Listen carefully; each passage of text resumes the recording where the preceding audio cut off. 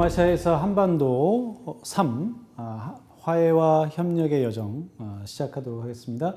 여러분들 여기 지금 그 바탕화면에 보면 세 분의 대통령들이 환하게 웃고 있는 그런 모습이 보이는데요.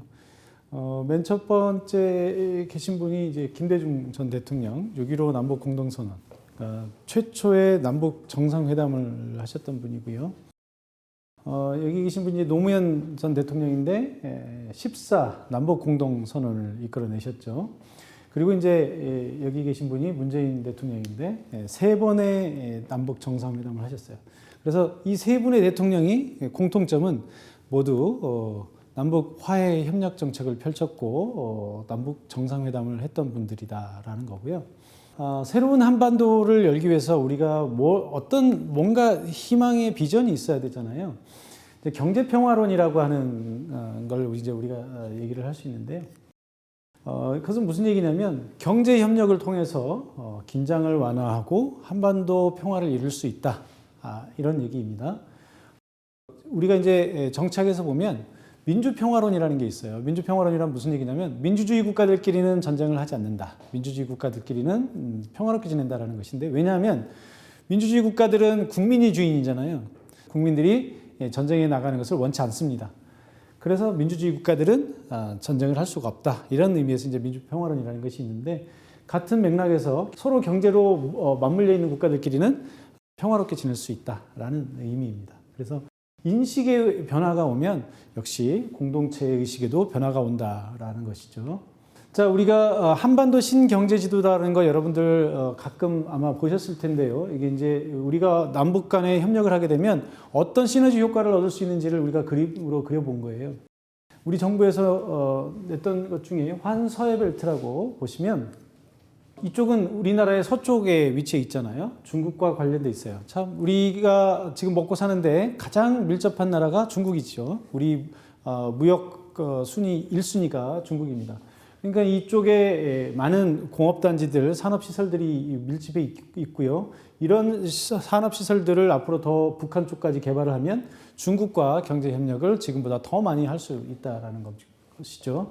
그 다음에 이제 이 동쪽은 여기 보시면 부산에서부터 시작해서 울산을 쭉 거쳐서 어디까지 가냐면 강릉, 속초, 김정은 위원장이 역점적으로 개발하고 있는 원산 쭉 올라가서 이제 러시아와의 접경지대까지 쭉 연결되는 관광벨트예요. 그러니까 여기 이 관광벨트에 시너지 효과를 내자라고 하는 것이고요.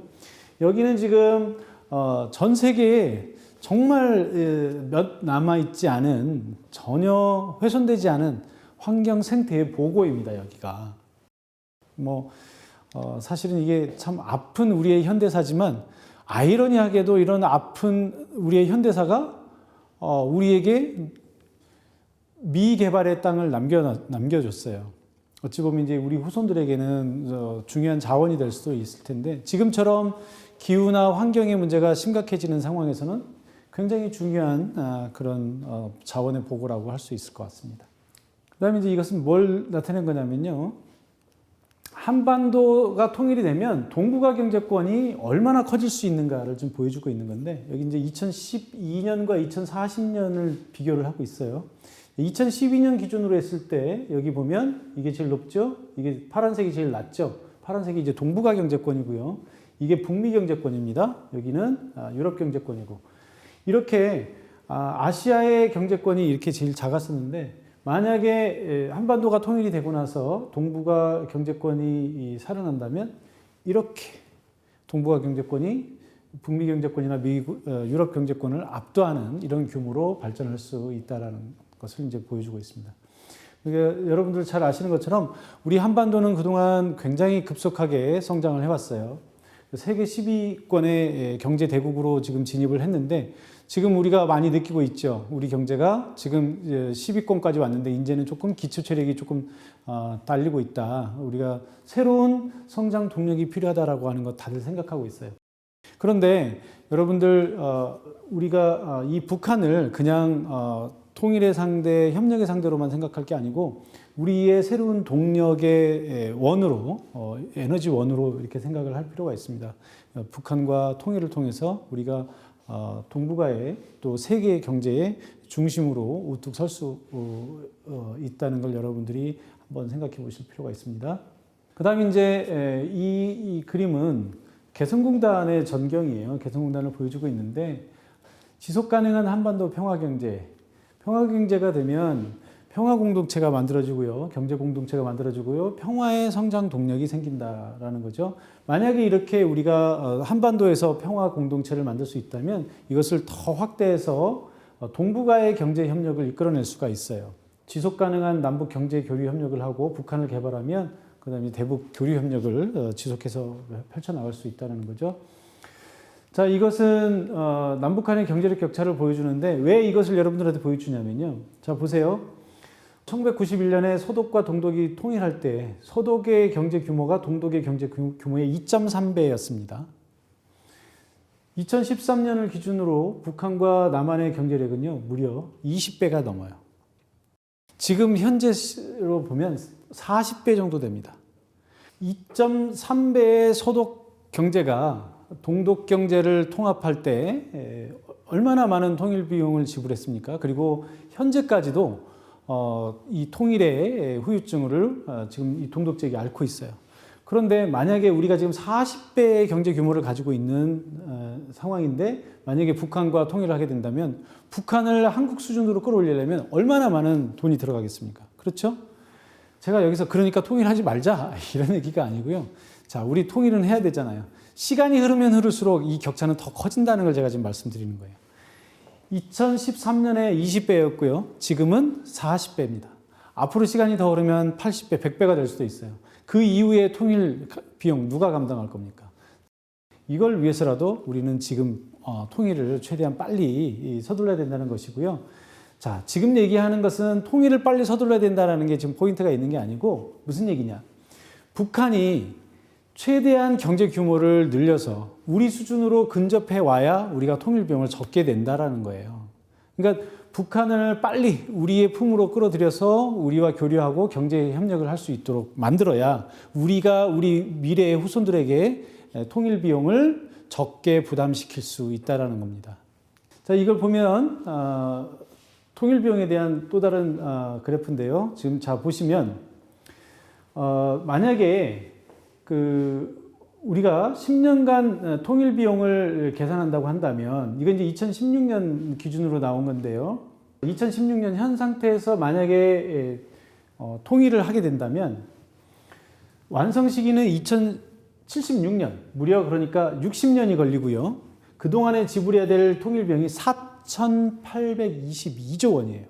그런데 만약에 우리가 북한에 인도적 지원을 해가지고 북한이 어느 정도 자립할 수 있는 경제가 된 상황에서 통일을 하게 된다면 그 규모가 3,100조 원으로 줄어들고요. 그 다음에 통일의 완성 시기는 2065년으로 앞당겨진다는 겁니다. 요거는요, 또 다른 그래프인데 만약에 북한과 우리가 전면적인 경제 협력을 하게 되면 우리가 쏟아부어야 되는 통일 비용은 2,316조로 줄어들고요. 북한과의 완전한 통일은 2060년으로 확 당길 수 있다는 겁니다. 그러니까 왜 우리가 북한과 경제 협력을 해야 되는지, 어떻게 통일 비용을 줄일 수 있는지 여러분들이 여기서 볼 수 있습니다. 자, 이것은 한반도 평화 경제를 위한 구상인데요. 먼저 우리가 남북미 간의 3자 간의 종전선언을 하고 남북미 중 4자 간의 평화협정을 하고 그리고 더 나아가서 동북아 주변국들 간의 보장협정을 하고 마지막으로 동아시아의 다자안보 협력체제를 구축하게 된다면 우리가 한반도에서 항구적인 평화체제를 구축할 수 있다라는 우리 그런 계획을 가지고 있습니다. 자, 앞서 1, 2강에서도 제가 반복적으로 말씀드렸는데요. 우리가 한반도 평화체제를 구축하기 위해서 가장 핵심적인 것은 바로 신뢰 구축입니다. 앞서 제가 말씀드렸어요. 북한과 미국이 그렇게 협상을 하고 회담을 했는데 성공적이지 못했던 이유 뭐라고요? 두 국가 간에 신뢰가 없었기 때문이다. 신뢰가 없기 때문에 북한은 미국이 먼저 체제 부장을 해라. 미국은 북한이 먼저 비핵화를 해라. 그래야만 할 수 있다. 이런 얘기였거든요. 그러니까 서로가 믿지 못하기 때문에 그래서 이러한 신뢰를 구축하는 것이 제일 중요한 것이고요. 그 이전에는 경제와 안보를 이렇게 교환하려고 하는 그런 시도들이 있었는데 지금은 안보와 안보를 먼저 교환하자. 그러니까 북한을 체제 보장을 해주고 미국이 원하는 비핵화를 해주고 이런 안보와 안보를 교환하자고 하는 그런 그 제안들이 지금 많이 대두가 되고 있습니다. 자, 그러면 한국 정부의 전략은 뭐냐? 바로 그 부족한 신뢰를 우리가 쌓아가자는 거예요. 북한이 비핵화를 하고 미국이 체제 보장을 해주면 모든 문제가 다 끝나요. 그건 답은 다 알고 있는데 그럼 어떻게 할 것이냐에 대해서 지금 양측의 의견이 갈리고 있는 거예요. 우리가 그 갈리고 있는 이 의견 차이를 좁히기 위해서 우리가 무엇을 할 것인가? 한국이 바로 그러한 신뢰 구축하는데 주도적인 역할을 하겠다라는 거죠. 그래서 북핵 협상의 동력을 유지하기 위해서 적극적으로 우리가 중재를 할 거고요. 그 다음에 미국의 민주당 정부가 이제 들어설 건데 새로운 대북 정책이 나올 가능성이 있습니다. 여기에서 우리가 이제 좀 더 적극적인 노력을 하고 미국의 민주당 정부가 들어서면서 아마도 동맹의 목소리에 조금 더 기울일 수 있는 계기는 이루어질 거예요. 전통적으로 민주당은 동맹이나 주변국들의 목소리에 귀를 기울이고 경청하고 협상을 하는 그런 전통이 있기 때문에 공화당 정부보다는 조금 더 귀를 기울이지 않을까 이런 기대를 하고 있습니다. 그리고 이제 마지막으로 그러면 이것들을 하기 위해서 우리가 할 수 있는 전략이 뭐냐? 바로 종전선언이라는 거예요. 종전선언을 통해서 북미 간의 신뢰를 구축할 수 있다라는 겁니다. 그래서 종전선언이 왜 필요한 것인지 여러분들에게 얘기를 좀 해보겠습니다. 자, 우리가 만드는 새로운 한반도는 바로 종전선언에서부터 시작될 수 있다라고 얘기를 하는 건데요. 4.27 판문점 선언에서 여러분들이 종전선언에 대해서 많이 들어봤을 거예요. 그래서 종전선언이 왜 필요하고 종전선언이 어떤 것이고 처음 여러분들이 이제 접하게 됐을 텐데 아마 2차 북미 정상회담이 끝나고 나서부터 이 종전선언에 대한 그동안의 인식들이 좀 많이 바뀌었을 겁니다. 왜냐하면 그동안에 1차, 2차 북미 정상회담을 하면서 종전선언에 대해서 좀 부정적인 얘기들을 많이 퍼뜨렸어요. 근데 이제 2차 북미 정상회담이 끝나고 이 2차 북미 정상회담의 실패를 복귀하는 과정에서 다시 이 종전선언이 필요하구나라고 하는 그런 정책적인 어떤 그 회고를 하게 됐는데요. 왜 종전선언이 필요한지 한번 얘기를 해보도록 하겠습니다. 자, 다시 한번 말씀드립니다. 미국과 북한 사이에 부족한 것은 어떤 최종적인 상황이 아니라 최종적인 상황에 대한 인식의 합의가 아니고 그 합의에 이르기 위한 과정에서 신뢰가 부족하다는 거예요. 누가 먼저 할 것이냐라는 그런 신뢰가 가장 중요한 문제인데 바로 그런 신뢰를 구축하기 위해서 종전선언이 필요하다는 겁니다. 아마 여러분들이 이런 얘기들을 하면 정말? 이렇게 생각하실지도 몰라요. 여러분, 우리는 지금 전쟁 상태예요? 평시예요? 우리 지금 전쟁 상태입니다. 아마 여러분들이 태어나서 한 번도 우리는 전쟁을 하고 있다는 생각을 아무도 안 해보았을 거예요. 저도 그러지 않았어요. 그렇지만 사실 너무나 아쉽게도 안타깝게도 정말 원통하게도 우리는 지금 전쟁 상태에 살고 있어요. 한반도에서 전쟁은 아직 끝나지 않았어요. 잠시 멈추자고 했을 뿐. 그러니까 북한이 도발을 하고 이래도 우리가 평상시에 도발을 하게 되면 엄청나게 문제가 되죠. 물론 전시에도 도발은 하면 안 돼요. 그러나 전시 상태에서 도발을 하기 때문에 평시에 하는 도발보다는 조금 덜 경각심을 가지는 거예요. 만약에 한번 우리가 생각을 해보세요. 연평도 포격 같은 것이 우리가 일본에게 만약에 그런 일이 벌어졌다고 한번 생각을 해보세요. 아마 그건 전쟁으로 비화될 수도 있는 엄청난 문제가 되는 거예요. 그래서 한반도는 여전히 전쟁 상태고요. 70년 동안 국제법적으로 우리는 전쟁 상태입니다. 그래서 우리가 여기서 코리아 디스카운트라고 하는 거 한번 여러분 들어보셨어요? 코리아 디스카운트? 여러분, 코리아 디스카운트라고 하는 것은요, 경제를 하시는 분들에게 굉장히 익숙한 용어입니다. 무슨 얘기냐면 모든 것이 다 똑같아도 한국 것은 평가가 절하되는 거예요. 우리나라가 세계 최고 기업 있잖아요. 어떤 S전자가 우리나라의 최고 기업이기도 하고 세계의 최고 기업이잖아요. 그러면 세계 최고 기업이면 세계에서 주가가 제일 높아야 되잖아요. 세계에서 제일 주가가 높아요? 그렇지 않잖아요. 그럼 왜 그러겠어요? 만약에 이 기업이 미국 기업이나 일본 기업이었다, 유럽의 기업이었다고 생각을 해보세요.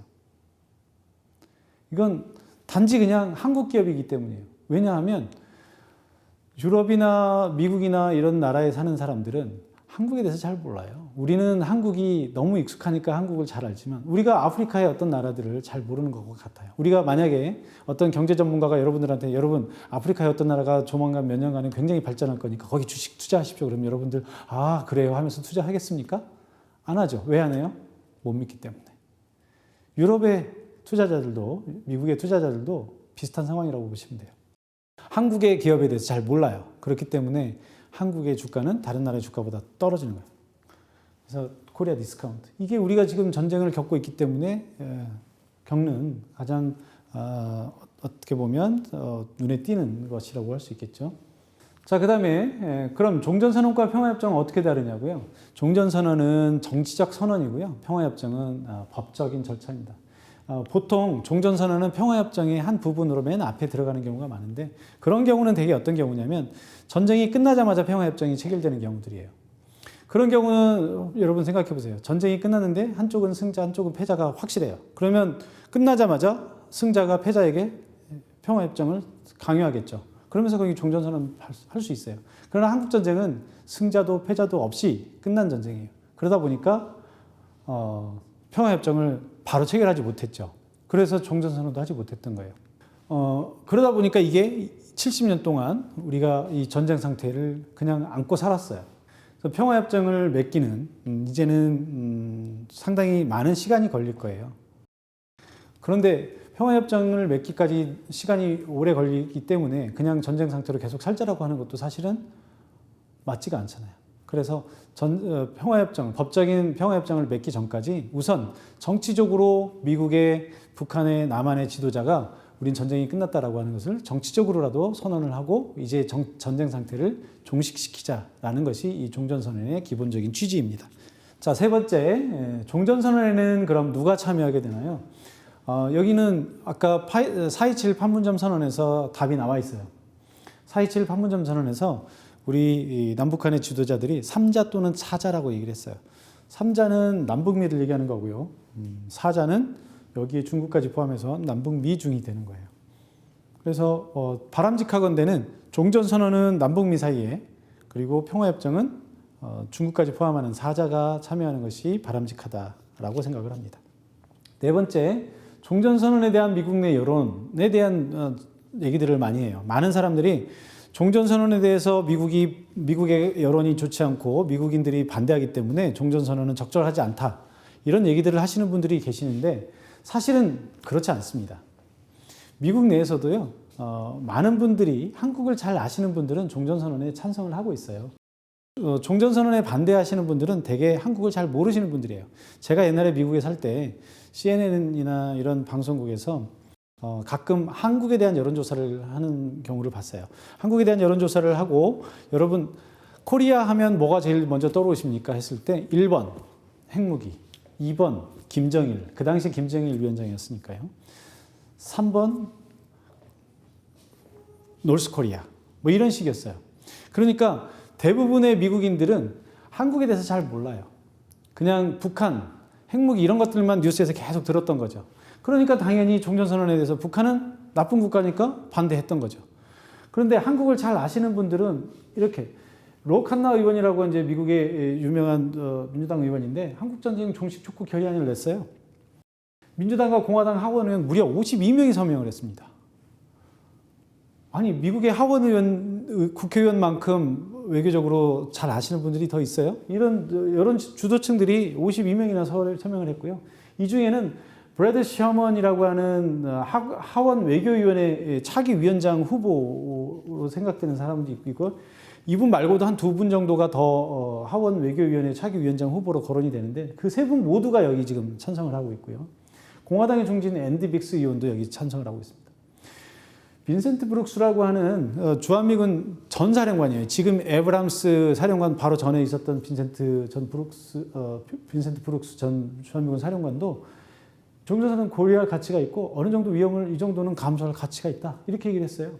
자, 지금 새로 당선된 바이든 당선인의 그 최측근 중에 한 명인 프랭크 자누지라고 하는 맨스필드 재단, 이건 이제 민주당 쪽 싱크탱크거든요.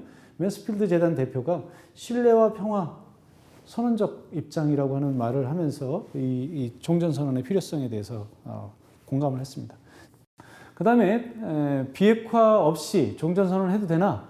자, 아까 이게 제가 계속 드렸던 말씀하고 관련됩니다. 이거는 닭이 먼저냐 달걀이 먼저냐 자꾸 이런 얘기를 하는 건데 여러분 종전선언은 왜 하냐면요. 그냥 북한을 위해서 해주는 게 아니고 비핵화 하자고 하는 거예요.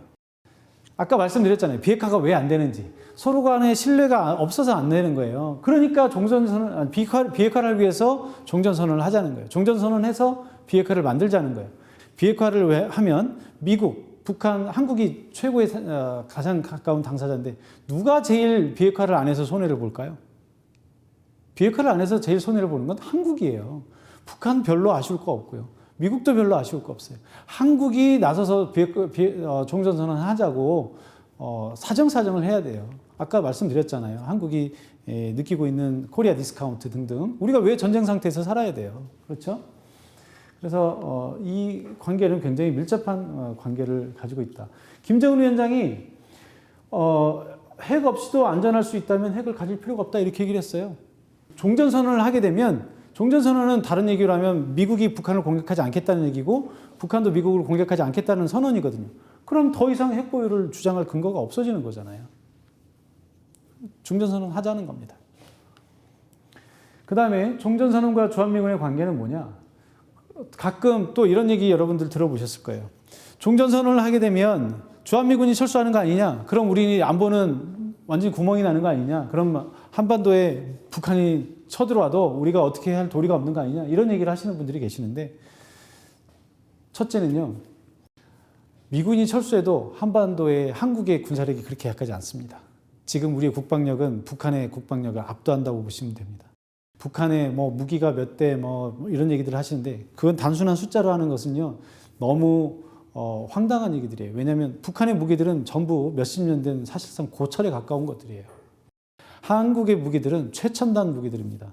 한국의 무기들은 벙커버스터 같은 것들도 있는데 벙커버스터는 뭐냐면 미사일이 떨어지면 지하 수십 미터까지 뚫고 들어가서 터지는 거예요. 북한의 지도자가 지하 깊숙한 곳에 숨어 있어도 아무 소용이 없어요. 자, 우리가 도입하고 있는 스텔스 기능의 전투기들은요, 북한이 알아차리지 못하게 한밤중에 대낮에도 북한의 심장부에 들어가서 평양의 심장부에 들어가서 폭격을 할 수 있는 그런 위력들을 가지고 있어요. 자, 이런 상황에서 북한이 미군이 없으면 한국을 어떻게 할 것이다라고 하는 것은 상당히 왜곡된 생각들이고요. 자, 그럼에도 불구하고 종전선언을 한다고 해서 미군이 철수한다. 그건 절대로 말이 안 되는 얘기입니다. 왜냐하면 종전선언과 주한미군과는 완전히 상관이 없는 얘기들이에요. 김정은 위원장조차도 이 주한미군과 종전선언 상관이 없다라고 분명히 얘기를 했어요.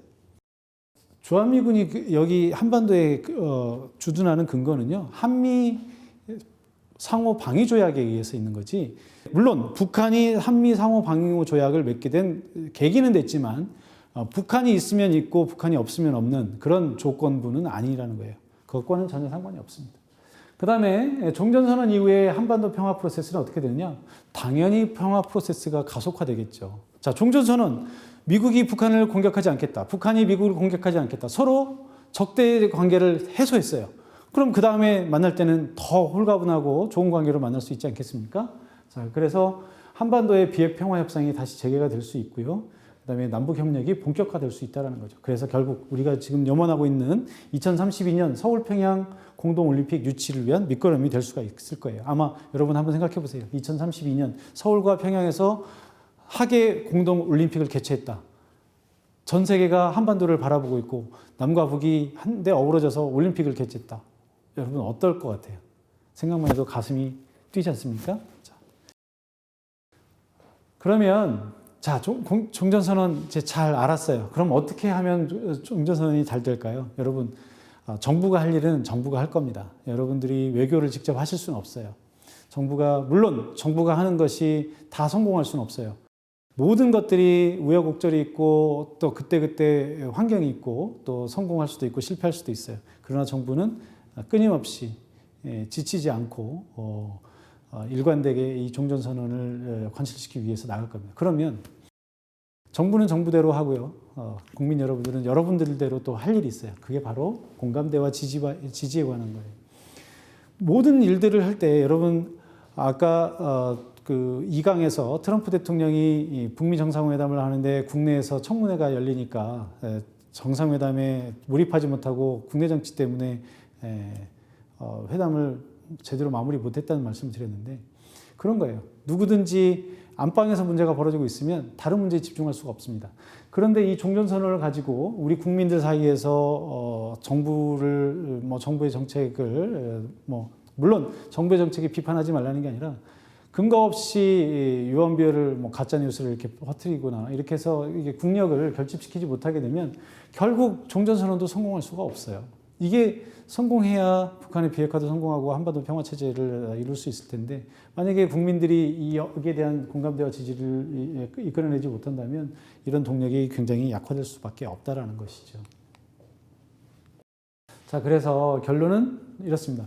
지금 미국의 정권 교체로 북미 관계의 유동성이 증가하고 있어요. 자, 미국의 바이든 민주당 정부가 들어서면 북미 관계가 어떻게 될 것인지 많이들 걱정을 하고 있습니다. 그동안 트럼프와 김정은 사이가 좋았는데 바이든은 안 그런 거 아니냐 이런 걱정을 하고 있어요.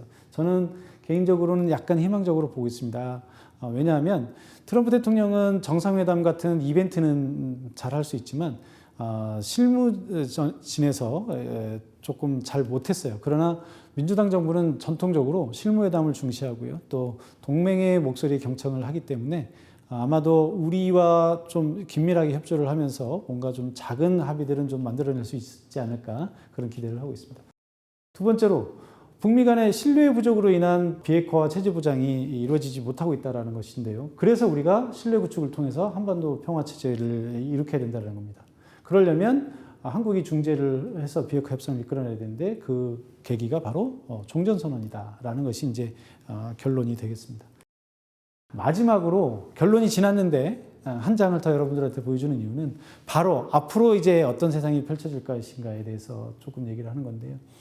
바이든 정부에 대해서 좀 전에 말씀드렸습니다만 바이든 정부가 들어서면서 저는 기회와 도전이 다 있다고 봅니다. 자, 도전. 트럼프 대통령과 달리 실무 협상을 중시해요. 그러다 보니까 회담의 진척이 팍팍팍 나가지 않을 수 있어요. 왜냐하면 실무진에서는 다지고 또 점검하고 이럴 거기 때문에. 그 다음에 바이든 정부, 민주당 정부는 전통적으로 국제 규범과 가치를 중시하는 경향이 있어요. 자, 그래서 보시면 트럼프 대통령은 대통령이 되고 나서 파리 기후 협약에서 탈퇴하고 또 지금 코로나 문제를 다루고 있는 WHO 국제보건기구에서 탈퇴하고 이런 걸 보여줬잖아요. 그런데 그것처럼 국제 규범이나 이런 것보다는 미국의 힘 이런 걸로 일방주의적인 그런 외교 정책을 펼쳤다면 민주당 정부는 국제 규범과 가치를 중시하기 때문에 이런 부분에 대해서 더 많이 점검을 할 거예요. 그래서 이제 걱정되는 것이 뭐냐면 북한의 인권과 민주주의에 대해서 아마 문제 제기를 할 수 있어요. 그래서 또 바이든 정부가 걱정되는 것 중에 하나는 기존의 트럼프와 김정은 위원장 간에 있었던 이런 그 싱가포르 합의 이런 것들을 전면 무효화하는 것이 아닌가 하는 그런 걱정을 하고 있습니다. 그러나 또 이런 기회도 있어요. 첫 번째는 한국의 민주당 정부와 미국의 민주당 정부가 만난 게 무려 20년 만이에요. 20년 전에 김대중 대통령과 미국의 클린턴 대통령이 있었던 시절이 한국과 미국 정부가 가장 호흡이 잘 맞았던 시절입니다. 그래서 그때 남북 정상회담도 김대중 대통령이 처음으로 했고요. 그 분위기가 굉장히 좋았었는데 조금 지나서 이제 미국의 클린턴 대통령이 퇴임하고 부시 정부가 공화당 정부가 들어서면서부터 이제 한국과 미국 정부가 디커플링이 계속되기 시작합니다. 한국의 보수 정부, 미국의 진보 정부, 한국의 진보 정부, 미국의 보수 정부 이렇게 그러다가 이제 내년에 20년 만에 다시 민주당 정부가 들어서기 때문에 진보 정부 간의 어떤 호흡이 잘 이루어지지 않을까 하는 그런 기대를 하고 있고요. 그 다음에 이제 동맹 중시의 민주당 정부 아까 말씀드렸어요. 민주당 정부는 전통적으로 동맹의 말에 경청을 하고 동맹과 협조를 한다. 그 다음에 이제 아까 규범적 차원의 문제를 얘기를 했는데 규범은 양날의 칼이에요. 양날의 검이에요.